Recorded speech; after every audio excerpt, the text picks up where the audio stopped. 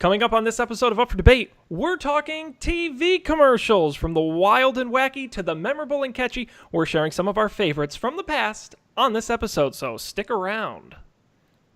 This is Up for Debate, episode number 118, recorded June 28th, 2018. Back after these messages. Hello, everybody. Welcome to this episode of Up for Debate, the podcast that makes at least 1 hour out of your week not miserable. I'm Sean Jennings, joined as always by our own commercial director, Mr. Matt Mariani. Hello, Matt. Hello there, Sean. How's it going this week? It is. It's been a long week, Matt. It's been a long week. Well, it's the good thing about that is that we're doing a podcast here that's. I hear it's tailor-made to make your week less filled with suffering. I mean, Matt, there's very little I would guarantee people about this show. We're that kind of weird and wacky about it. But one thing I can guarantee them, we'll always be fun. We'll never be. We're not downers here. That's not what our podcast is about. No. We're not trying to be Debbie Downers here. We're trying to be. We're trying to be Ursula Uppers. That's the only name I could think of that starts with Ursula is a famous cartoon villain. So we're trying to be. Help me out here. Women's not name Debbie that Downers. start with the letter U. We are trying to be Peter Positives. Uma Thurman. We're trying to be okay. Uma Upper. Did you Google that? I literally, women's names start with U. And that was the first one that popped up? Uma, yeah. Ursa. That's not a name. Yeah, most of these are garbage.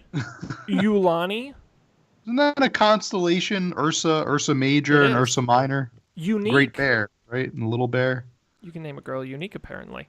Yeah, Matt, so I'm very excited. We've got a real fun one tonight because, we've talked about commercials on the show before. We famously made our own TV commercials in a creative challenge. We made our own radio commercials in another creative challenge in past episodes. People should check those out. But what I'm excited about tonight is we're going to share some of other people's commercials, some of our favorites from the past TV commercials that have made us laugh, or they're memorable or crazy or who knows what. Yeah.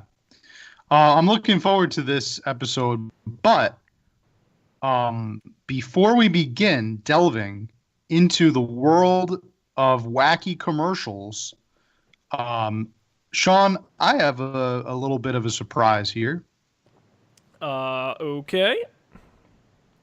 What's up? If you recall, we did a previous episode where we picked out idioms, and we kind of discussed idioms. It's to me, it was one of the most memorable episodes that we've done. A classic.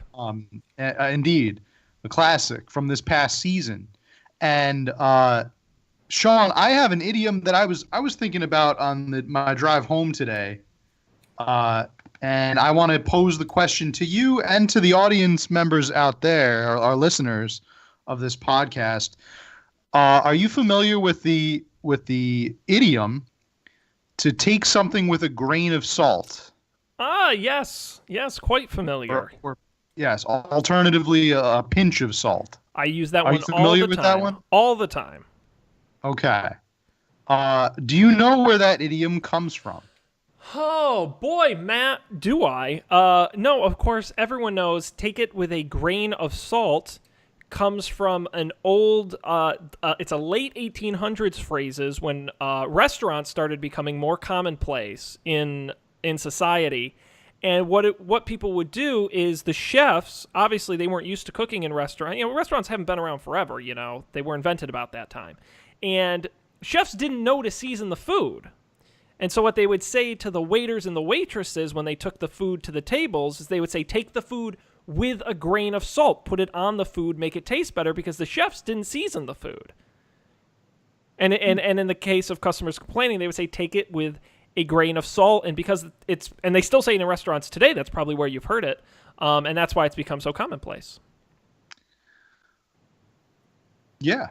I remember the first restaurant, of course, invented by George R.R. Restaurant. Yep. In 1898, Yep. in turn of the century Chicago. People told them it would never in a million years take off. Why and, would I buy you know, food that's here I am already now. cooked? That's Right, well- crazy. Little did they know.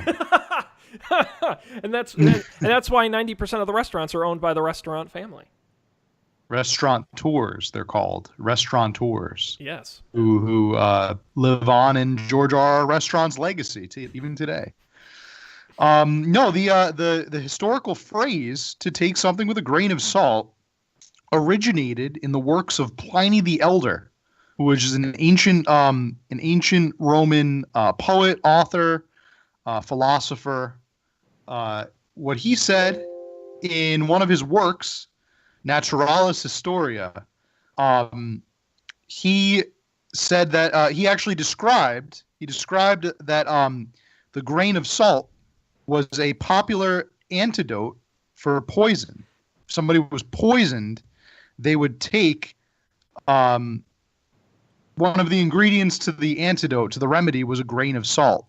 So you would have to take the poison, or take the antidote rather, with a grain of salt, and that was supposed to like activate the chemical elements within the antidote that would kind of help you be like overcome the poison. An alternative account says that the Roman general Pompey believed that he could make himself completely immune to poisoning by ingesting small amounts of various poisons. So he would take poisons to build up an immunity. Awesome. Right? It's kind of like those people that walk out into the beehives, right? Have you ever seen these people? They strip almost naked and they walk out in the middle. The theory is that if they get stung by a bunch of bees, they'll actually build up an immunity. In reality, though, I think the opposite happens, right? Like you get more susceptible to bee venom as you get stung, something like that.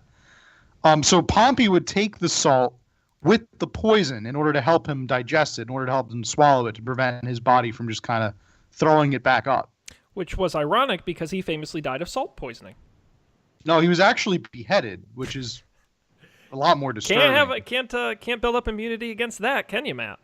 Yeah, his head was actually presented to Julius Caesar on a silver platter by I believe it was Ptolemy the 13th, who was the leader of Egypt at the time, and Julius Caesar was really put off by that. He was not cool with seeing his former general's head on a platter. Anyway, probably the most likely explanation though for this idiom comes from the Latin phrase cum grano salis, which could be translated as either with a grain of salt or with a small amount of wit.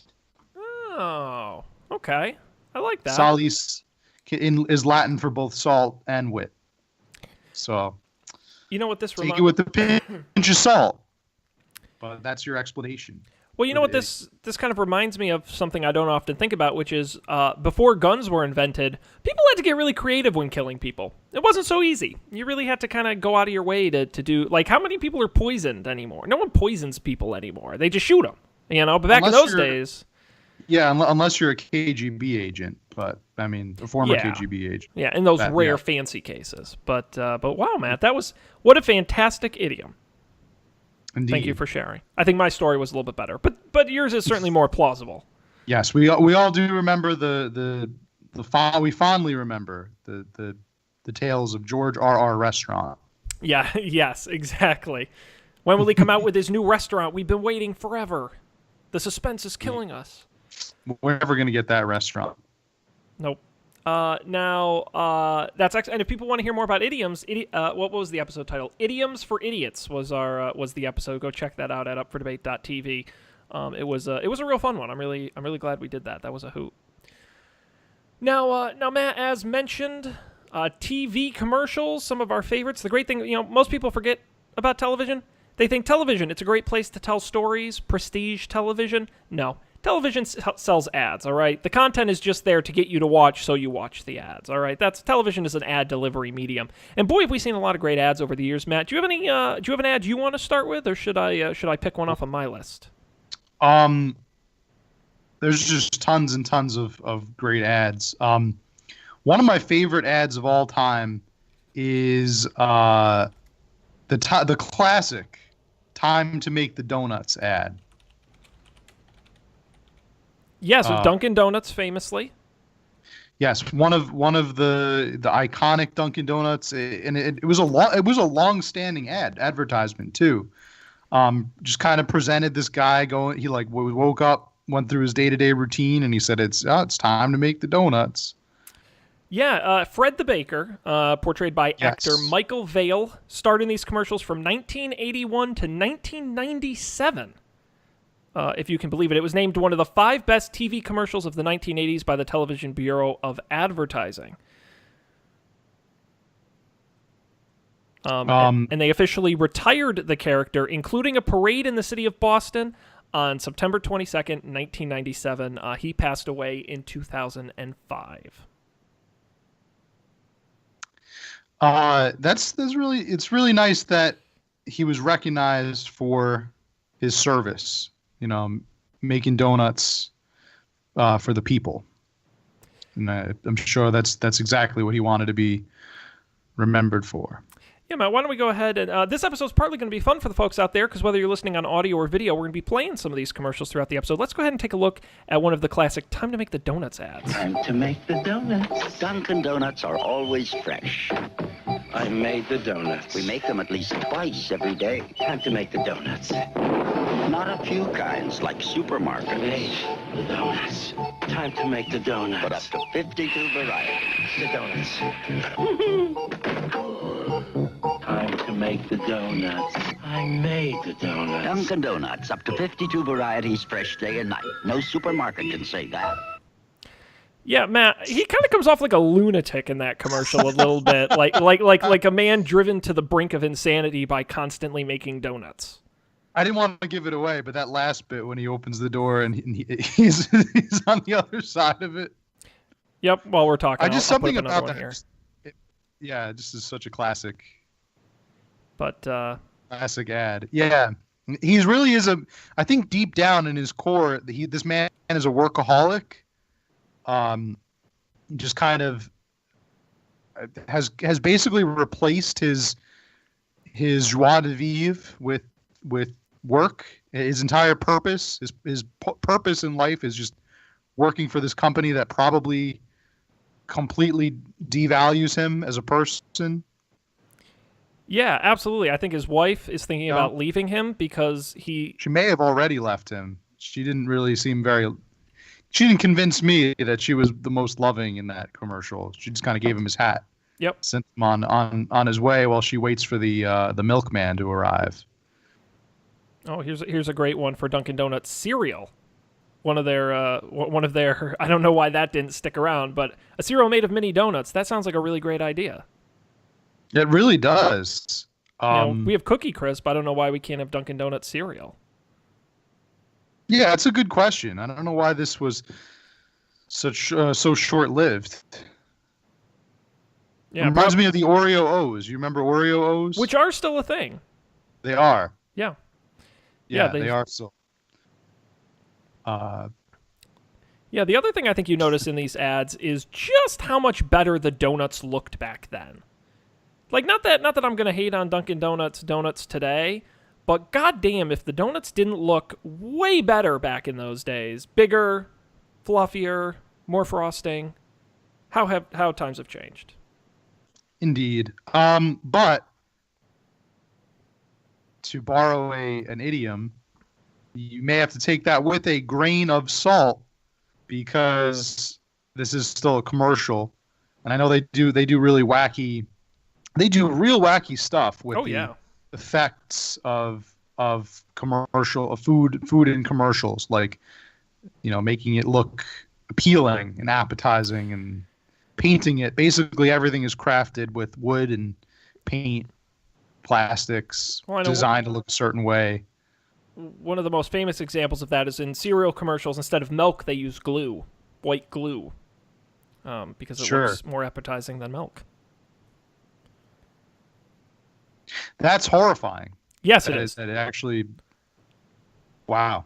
But I'm not surprised. I know that, a fair amount of spray paint goes into McDonald's commercials to give particularly the meat and the cheese that kind of shine, to make it look like it's right off the grill.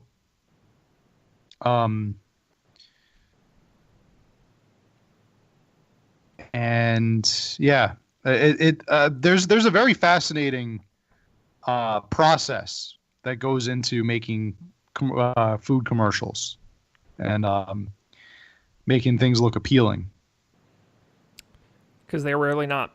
Matt, speaking of things that are appealing, I want to share this ad. This is one of the weirdest ads that I've ever seen, and one with some of the best sausage sound work that I've ever seen. This is an obscure ad from Japan. I'm going to play it a couple times through, and then we can talk about it. Let's take a look at this from Bayern Sausage. Bayern. 食べ比べたらわかります。 Bayern. 肉の旨味が生きています。 Ito ham dakara oishii. 弾ける美味しさ。 Bayern. 食べ比べたらわかります。 Bayern. 肉の旨味が Now, what I love about this one, Matt, is a couple and by the way, people, you got to see the video version because we're going to describe these, but it doesn't do them justice. What I love about this one is that it's a Japanese sausage commercial starring Sylvester Stallone. In it, he's golfing. What that has to do with sausage, I don't know. And while he's Sylvester Stallone. exactly known for golfing, Sylvester Stallone. What he does in the commercial, all you see is him swinging the club. You don't even see the ball or the ball goes, and it's just him swinging the club and just saying, Byron, which is the name of the sausage company. Byron. That's the only word he says in the whole ad. You intercut that with pictures of the sausages, and the sausages are flying around, and they're looking all shiny and sausagey. And then it shows the fork being jammed into the sausage with the best sound effect. I love that. That sound effect of the sausage being crushed into the fork. Hear it. Oh God, it's grotesque in appearance. That part of the commercial is what really stuck out to me, is the sound effect, and you don't really see that in a lot of commercials, right? Like a lot of commercials are very much about the visual. Well, I really believe in using all five senses. Not that you can use all five in a commercial, but granted, I mean, unless you revert to there was that smell-o-vision phase back in the 80s and 90s. Lick your TV, sure.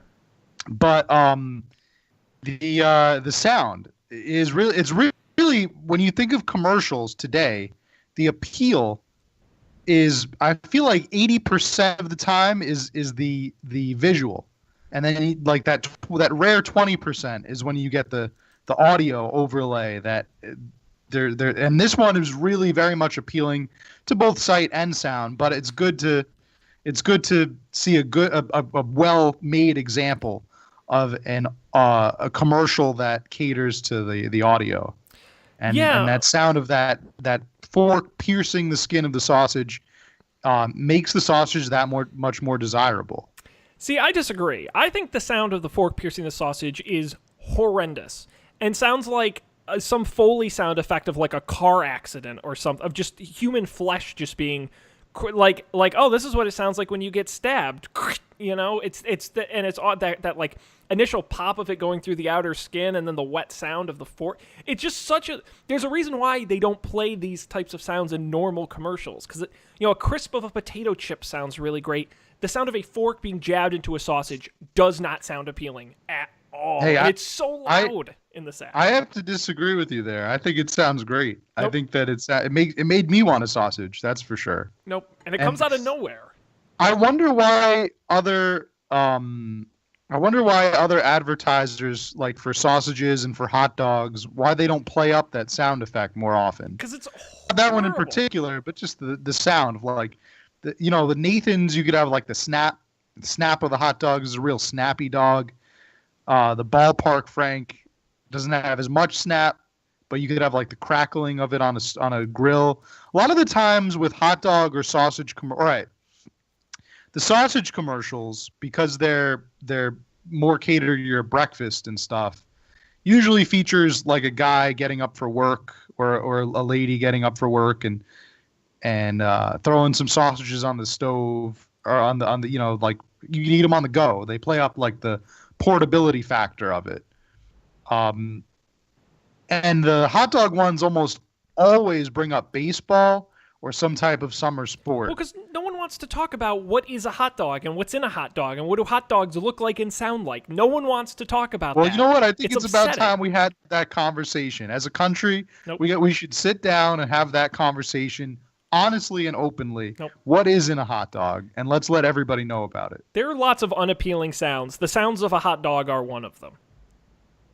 Wouldn't you give Ballpark a lot more respect or Hebrew National a lot more respect if they went on TV and just kind of listed all the ingredients of their hot dog and said, like, we're confident you're going to buy it anyway? Well, and actually I would respect that a lot. What I'm saying is if Ballpark came on and said, Ballpark, the snappiest listen to our hot dogs, and they just like stab a hot dog with a fork.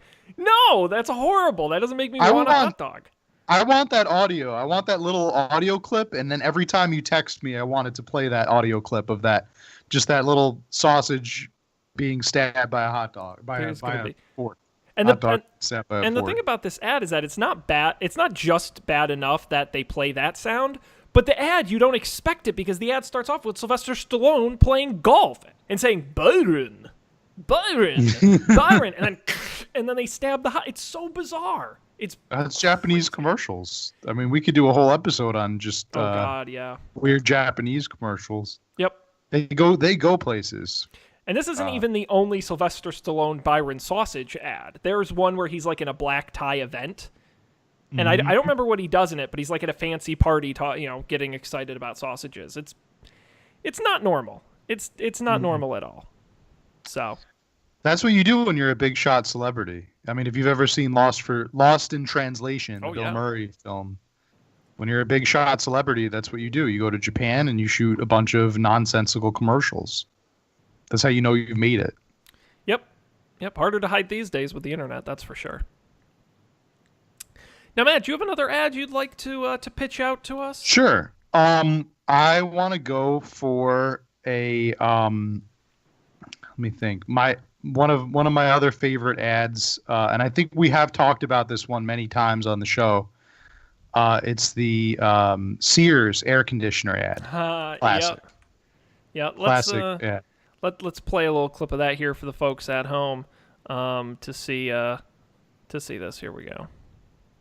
Day without air conditioning. I cannot live another day without air conditioning. Says tomorrow's gonna be hotter. Hotter? Like yesterday. Yesterday you said you'd call Sears. I'll call today. You call now. I'll call now. Now's the time to save. We'll skip to the end. What's the paper say about tomorrow? Another scorcher. Cool. Yeah, man, an iconic ad for people who watched Nickelodeon in the 90s. It was on all the time.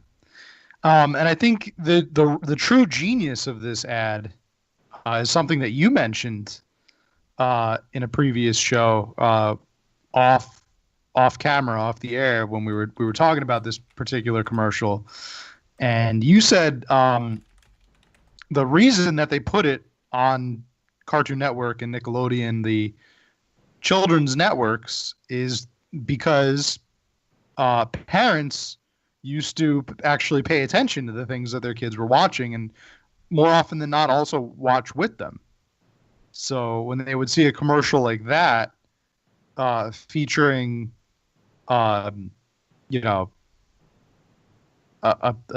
couple that really wants an air conditioner, they might think, oh, well, we could use an air conditioner too. Yeah, no, it's an interesting idea, because when you're in advertising, you have a marketing budget. You have X number of dollars to spend. So you got to make your dollars stretch.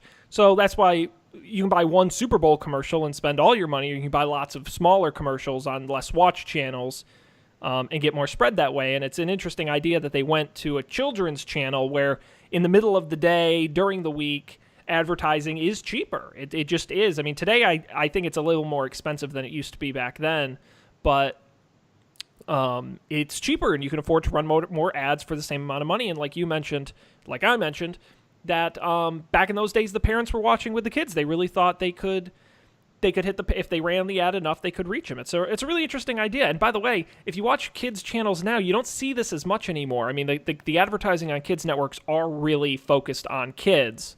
No one's really done this since Sears, but it's amazing if you Google this ad, everyone remembers it. So it clearly must have worked. I think part of it is that it's just so goddamn cheesy.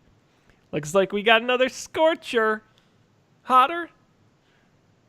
Yesterday you said you'd call Sears. Call Sears. I'll call today. You'll call now. I'll call now. It's so bad.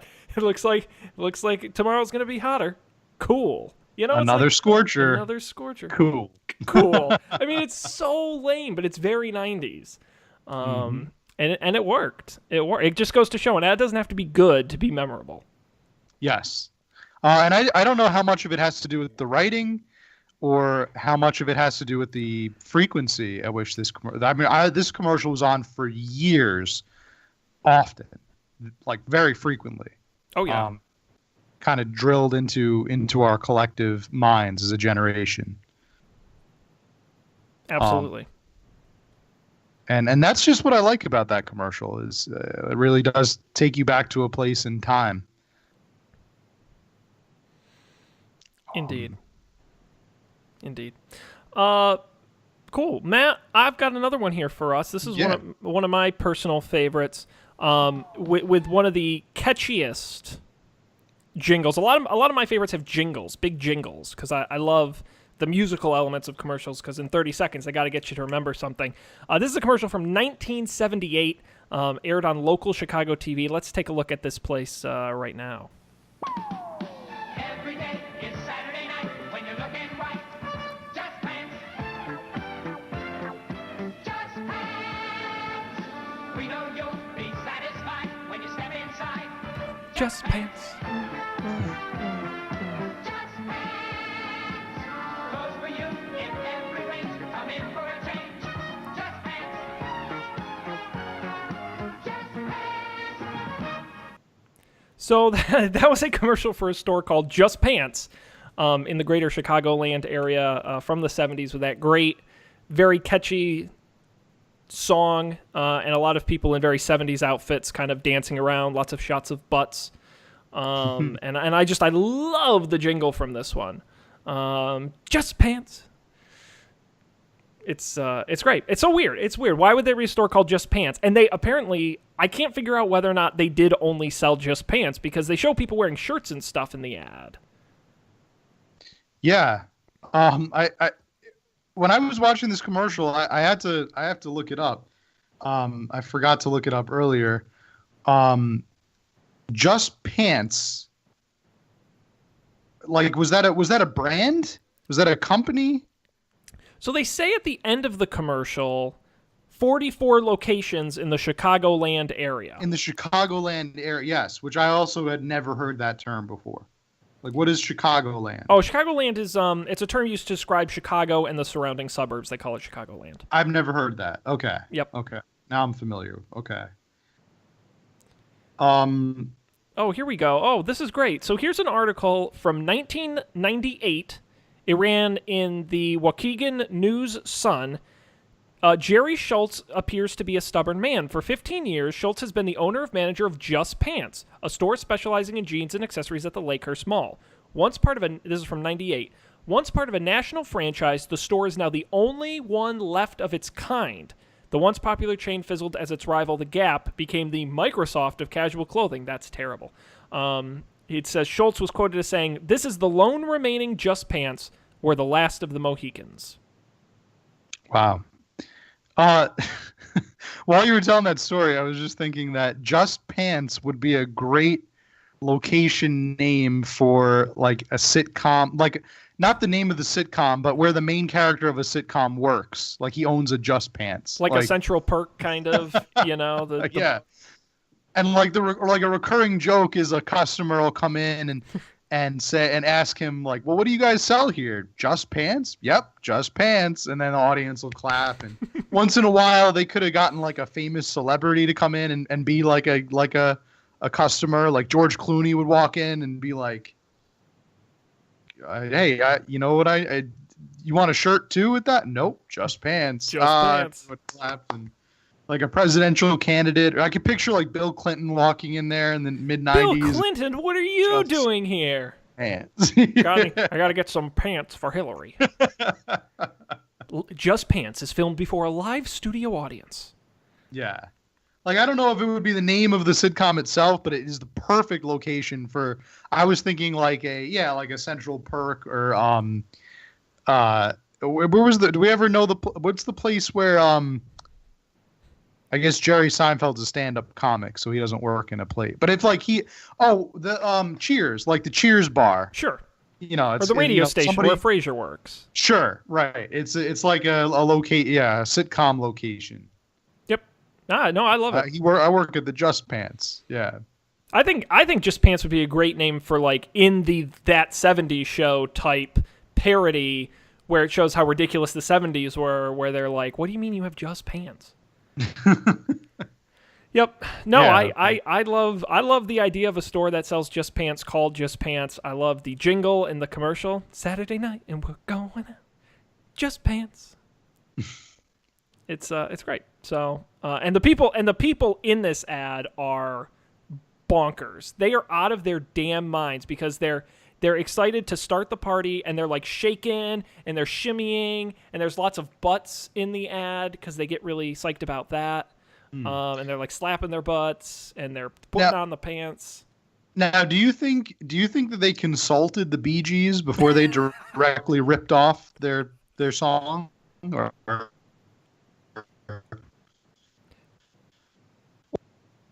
Matt, you're breaking up on me a little bit here. Did they pay them royalties? Yeah. Or was this like before? Yeah, I don't. The big age where copyright.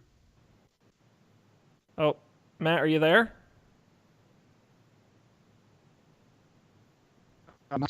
So I'm not really too sure if they paid royalties to the Bee Gees on that, but maybe it was before the time when this sort of copyright, people were so worried about copywriting songs and material. I don't know. It is distinctly of the time, no doubt about that. Indeed. No doubt about that. That it was. Now, Matt, you have another ad you want us to look at? Hey, I sure do. This is another classic, nostalgia-driven advertisement. This one, I think many people of our generation will remember. It's one of my favorite commercials, certainly, ever. Sean, please cue up Mr. Bucket. Oh, my goodness. Mr. Bucket, Matt. You, yeah, well, why don't we play it and then we'll talk about it. How's that? That's right. I'm Mr. Bucket. I'm Mr. Bucket. Toss your balls in my top. I'm Mr. Bucket. Out of my mouth I will pop. I'm Mr. Bucket. We're all gonna run. I'm Mr. Bucket. The game's Mr. Bucket. The first to get their balls into Mr. Bucket wins, but look out, because the balls will pop out of his mouth. I'm Mr. Bucket. The balls pop out of my mouth. I'm Mr. Bucket. A ball is what I'm about. I'm Mr. Bucket. We're all gonna run. I'm Mr. Bucket. Mr. Bucket from Milton Bradley. Yeah, Mr. Bucket, balls pop out of his mouth. Sean, can you explain to me what is the goal of Mr. Bucket? That commercial does not explain. Like, the whole point of the commercial is to explain what Mr. Bucket is and what the objective of the game is, and I still am not clear on it, even after seeing that commercial. Yeah, so I think the biggest problem here is that this is a game for extremely young children. And I believe the idea is that Mr. Bucket is supposed to shoot these little plastic balls somewhere across the room, and like a dog, the kid goes to play fetch and has to get the ball, put it in Mr. Bucket, only so Mr. Bucket can then shoot it out again. But the little girl on the end of the commercials exclaims that she wins. I win.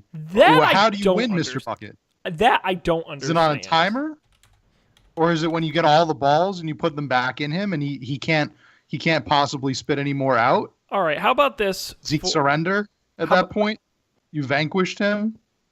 So, from Wikipedia, Mr. Bucket is a tabletop game and toy released in 92, discontinued, re-released in 2007, discontinued again, and re-released in 2017. The object of the game is for a player to get all of their balls into Mr. Bucket before he pops them out of his mouth. To set up the game, blah, blah, blah.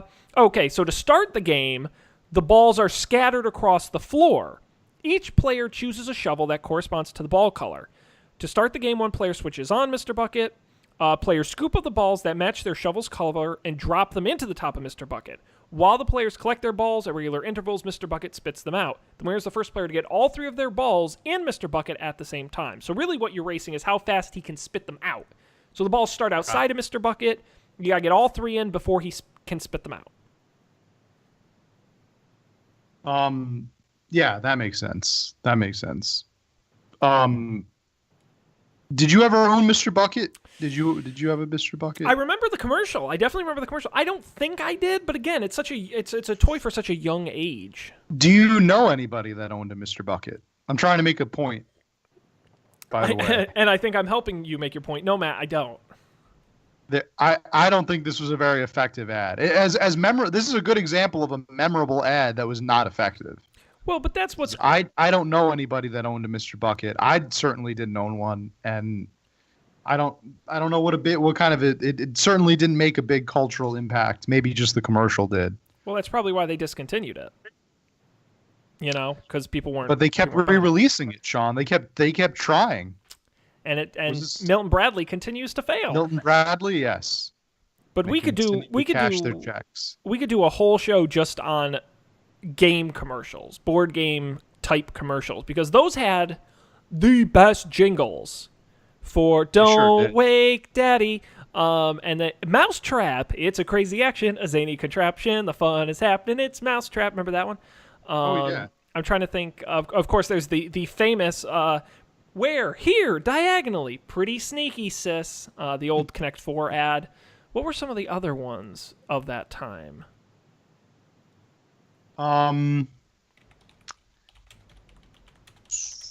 Connect 4. Go for it. Connect 4. Did you just make that up? No, that... that literally sound like you're like, Connect 4, it's a game. Connect 4. Connect 4. You gotta connect all 4. Connect 4. Play it while your parents are at work. Connect 4. They don't love you. Something to do. Your parents are probably getting divorced. It's mostly your fault. No, but I mean... Try to take agency of something in your life by connecting 4. It's the only thing you can control. You can control. But by the way, speaking of the opposite of control, talk about the heart-racing, stress-inducing, pop goes perfection. Yes, that... How did that... That game was incredibly stressful. Have you make the right selection? But be quick! You're racing the clock. You're racing the clock. Wow! Pop goes perfect. That ad was terrifying. The game was terrifying. The game was equally terrifying. I was so bad at perfection. That game will give you PTSD like nothing else. Yep. Yep. I love that one. Can you guess who? It's a mystery. Does your person have a beard? Have a beard? No. I'm history. It's so bad that we remember these, Matt, but we were kids, you know? We didn't know any better. I think it also helps that our brains were so impressionable and easy to mold. And they aired these all the time. Yeah, it's not like today where advertisements come and go very quickly. I think you definitely, they had a little bit more longevity back in the day. Yep. Oh, man. It's fun getting into trouble. No, Matt, I do want to play one that was actually on my list that was a classic board game commercial, and that is, let's just play it and see what the people think of this one. Time in the future. The ultimate challenge. Crossfire. Crossfire, you can count the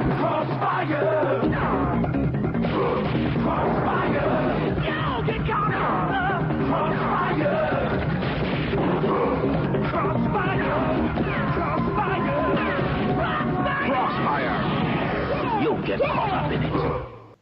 So, Matt, that ad is buck wild insane. It is. So just for those who can't see the video, let me describe it for you.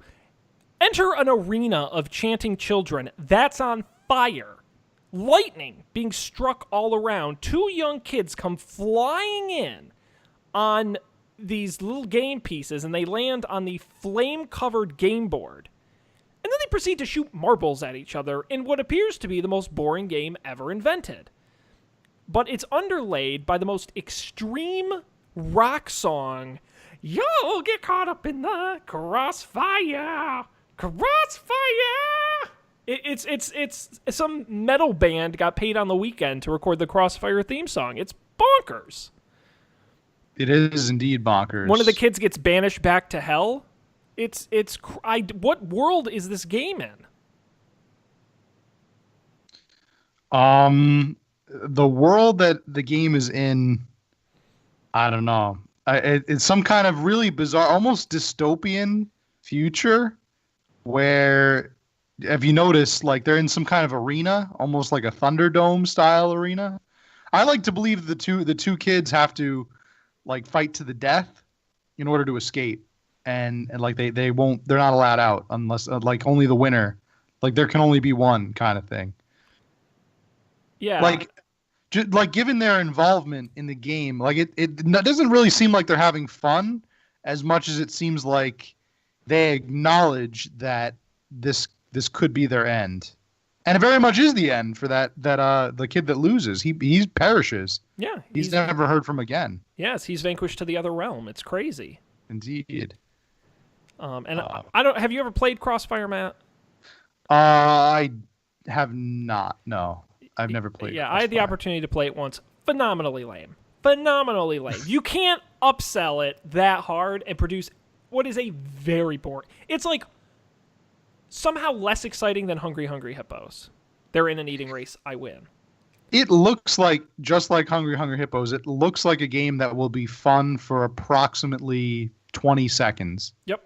And maybe not even that long. Really just one round. After you've played one round, you're like, I'm good. I'll go outside or something. Yep. Yeah, you know? definitely not worth it. Yeah. Let's see, Matt. Oh, you know what? Hey, speaking of games commercials, this is one of my all-time favorites, but it's for a video game, and it's for me a great example of old video game commercials. This is for the Atari 2600. Let's take a look at this. You want to play Berserk? You're on. Hey, where you going? The video arcade! You can't play Berserk at home. Yeah, you can. Atari! It's Berserk inside an electric maze where robots shoot with electric rays. Take that, turkey! So look out, don't get trapped, or you might get zapped. Berserk is here from Atari. Can you beat that? And only for systems from Atari. Have you played Atari today? Now, Matt, I love that ad for a number of reasons. Mainly starting with the actress who plays the grandma, who is one of the best actresses I've ever seen in a TV commercial. Because she sells the fact that I really think she thinks she needs to go to a video arcade to play Berserk. And then she finds out she can play at home. Atari! She's so excited. And of course starts smack-talking her grandson. She calls him a turkey at one point in the ad? Does she call him the turkey? I was under the impression she was referring to the enemies that you shoot as turkeys. Well, let's see. Oh, he says, take that turkey. So I guess you're right. She's probably talking to the game. More Still so the funny robots in the nonetheless. I said that's She's some great. smack talk you don't really hear. But you can't play at home. Yeah, she was convinced that you had to go to the arcade. The video She arcade. really wanted to go. The video arcade. Atari! The way that she sells that line is just so bananas. Sure. For a game that, from my perspective, seems pretty lame. Maybe at the time it was pretty exciting. But Atari had a lot. I recommend people, if you haven't seen a lot of the old Atari ads, they are just so crazy because they're so like fast and bright, and Pole Position has a great ad, and some of these other Atari ads are definitely, I would say, worth watching. Yes. The Atari ads, I think, they kind of, before Nintendo had kind of taken everything from Atari, really. Those ads were some of the best ones. And really, that's another thing. We could do an entire episode devoted to early gaming ads. Yep. Yeah, I've got up on the screen here for those watching the video the old pole position ad with the very lame family who gets transported into a bunch of race cars. It's weird. But that's what was great is they were trying to market something people didn't know that much about, video games. They had to make them seem exciting. So there is that. Matt, you got any more ads for us to peruse here? I think we should just go down your list. There's some other ones that I really want to make sure that we get to. Yeah, such as why don't you pitch one? Oh, I was a big fan of. The song is still in my head. The celebrity ad for Pepsi, the Pepsi Generation. Yeah, that's a great one. What's crazy about this one? I'll play it and maybe we'll talk over it a little bit. But it's a long commercial. It's a minute and a half. And it stars this great young Michael Jackson dancing character. And he's drinking Pepsi, loving the Pepsi, dancing with all of his street youths, and he's popping and he's locking and he's doing the moonwalk and all the Michael Jackson things. And you're like, oh, that's cute. It's like a little Michael Jackson. But then what's crazy, let's listen to the music here for a minute.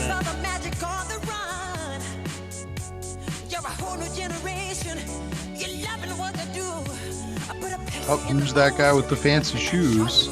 What's that? Michael Jackson? The real Michael Jackson.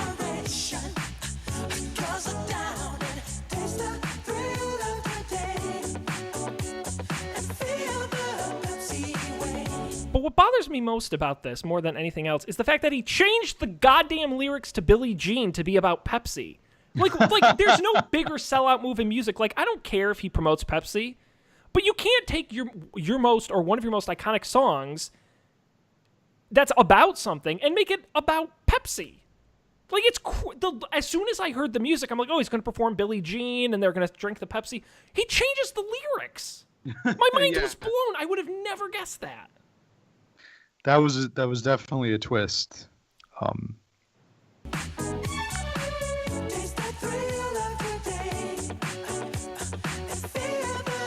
Feel the Pepsi way, Matt.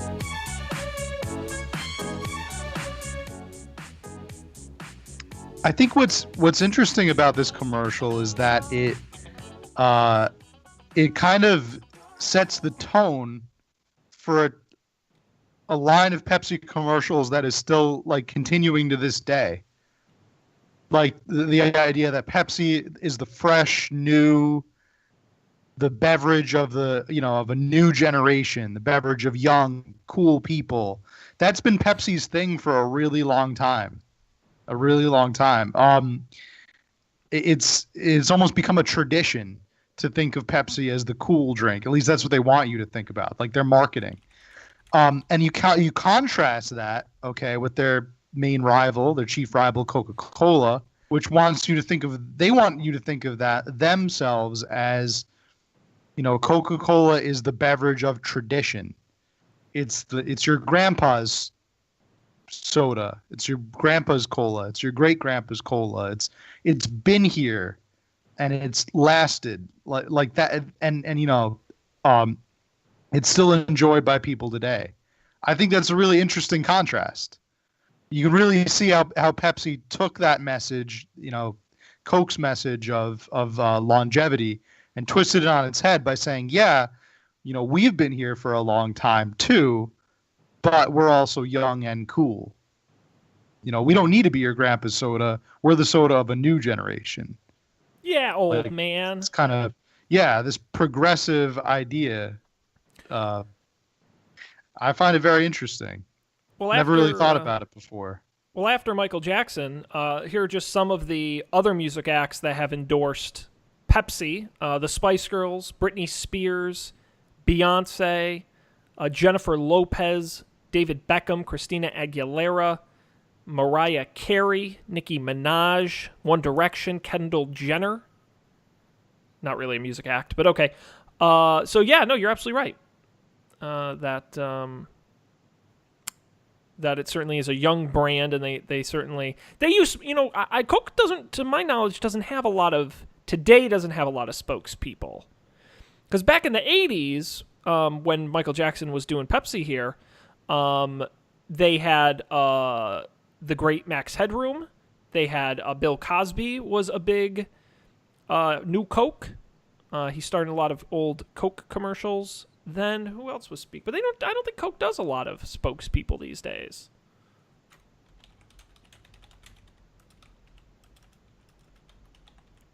What do you do you know? Coke. I'm trying to think of a recent Coca-Cola commercial. Most of the time, I don't think they really focus on celebrities. It seems much more like, just a normal person. You're Joe Everyman drinking a Coke or sharing a Coke. They're really big into sharing these days. Yep. Share a Coke with Jessica. Share a Coke with your coworker. Like it's right on the can or the bottle. And that's an interesting difference as well. Yeah, I'm trying to think. The probably the most famous Coke spokesperson ad was the Mean Joe Green ad. Here, kid, sure. catch. Thanks, Mean Joe. Thanks, yeah. Mean Joe. Yeah. Another great ad. For sure. Matt, let's see how we're doing on time here. We got time for maybe one more ad if there's a certain one you'd like to get to. Tell me the ones that... You know what? You pick. I picked the last one. Oh, you're too kind. I think this should be time for you to gosh, but yeah. there's so many good ones to choose I know. from. And I'm America Online? Or Ancient Chinese Secret? Which is better? I like the Ancient Chinese Secret one because I read a little bit about it. I researched it after watching it, and I have a cool little story to share about it. All right, well, let's go ahead and play it for the folks. Everyone should know a little bit about this, but here is the Calgon detergent. How do you get shirts so clean, Mr. Lee? Ancient Chinese Secret. My husband, some hotshot. Here's his ancient Chinese secret, Calgon. Calgon's 2 water softeners soften wash water so detergents clean better.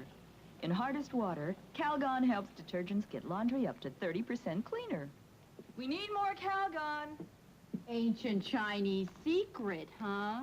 Calgon helps detergents get laundry up to 30% cleaner. I love that ad.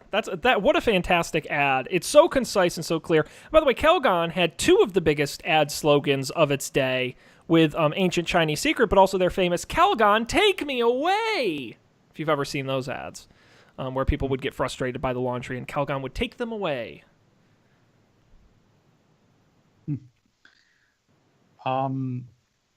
Yeah, you know what? I think I've seen that commercial. That's the story about Calgon that I found. I'm trying to look for the person's name, the actress. Here it is. Okay. So the actress that you see in that commercial is actually Anne Miyamoto, who is not Chinese. She's Japanese. She actually, when they were going to film the commercial, they wanted her to do it in a very thick accent. And she refused. She said she wanted to demonstrate that Asian Americans are perfectly capable of speaking the fluid or understandable English. So she actually insisted. She said, if I'm going to do the commercial, I'm going to say it the way that I would normally say it. I'm not going to put on, a racist accent essentially. And so that's why she says it normal. I mean, her husband though, Mr. Lee, he actually is played by an authentic Chinese American actor, Calvin Jung. Yeah, but I mean, I think that's great. I mean, I will say it probably doesn't help stereotypes that they work in a dry cleaner, but sure. Hey, one step at a time. They right. Can't all be perfect. I honestly, I don't think this commercial gets enough credit for, going as far as it did to overcome, anti-Asian stereotypes. Sure, we'll go with that. Now, Jell-O famously put out another Have you heard of? You've seen these commercials? We don't have to show them. The very inappropriate Jell-O commercials. Sure, those were some wild. I think those go back to like the -- I believe. Oh yeah, the Chinese baby spots. Yeah, that's those commercials, I would say, kind of set the argument back. Yep. I mean, there's a number of, baby can't use chopsticks to eat Jell-O. I mean, it's not great. But there's also, I mean, have you ever seen was it the Folgers ad where the man like threatens to beat his wife because he didn't make him a good cup of coffee? No, that's pretty wild though. Yeah, that's a fantastic one. Of course, the world famous Flintstones Smoke Winston cigarettes commercial. That aired back in Fred and Barney. When I need a break after work, I smoke a pack of Winstons. And it's like, Jesus Christ, this was a cartoon. Oh, yeah, of course. Yeah, Flintstones used to shill for cigarettes all the time. It was a different time. Imagine that? Can you imagine if we lived in a world where SpongeBob was selling cigarettes to kids? For young adults? There are very strict rules about what you can and cannot advertise and when to children. And they do enforce those, thank goodness. Sure.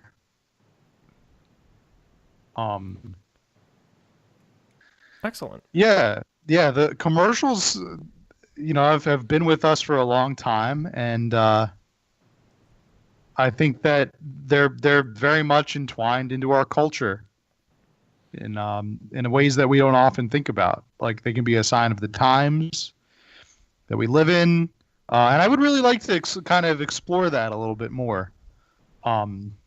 Maybe on a future episode, like how commercials apply to the times that they're made. How they're kind of like a zeitgeist. I actually did a thesis paper in college on a similar topic. It is very interesting, and it is very telling how they've changed over time. Especially, I think one of the biggest impactors of that isn't even necessarily cultural change; it's technology change. And the fact that people just don't watch commercials anymore. Commercials are shorter. Commercials are shot and edited differently. There was a whole trend of commercials. You know how people now they DVR, they fast forward through the commercials. Commercials are now designed so they're more easily seen as you're fast forwarding through them. I mean, it's really technology more than anything else has changed ads, at least in the past 10 years or so. So you're absolutely right. It's a very interesting topic. And some of these classic ads, hey, if you out there have any classic ads you'd like to share with us, Matt, what's a good, use the hashtag, these messages. Hashtag these messages and tag us. We would love to see some of your favorite commercials because we barely scratched the surface on this one. But that about does it for this episode. We're out of time. So hopefully you had as much fun as we did checking out these old ads. As I mentioned, great time to check out the video version of the show on YouTube. The link is on our website. We're going to be showing these commercials throughout, so you're going to want to see that. But if you can't do that, you can always listen to the audio version as well. So all the links are at upfordebate.tv. You can click the subscribe button in the corner. It'll take you to all the links. Apple Podcasts, Overcast, really anywhere that we've got these shows, you can get them there. Of course, you can follow us at UpForDebateTV on Twitter and email us upfordebatetv@gmail.com. Let's see. We will be back next time with more great stuff here on Up for Debate. On behalf of Matt, I am Sean. Thank you for joining us, and we'll now return you. This commercial is over. Let's get you back to your show. We'll see you next time.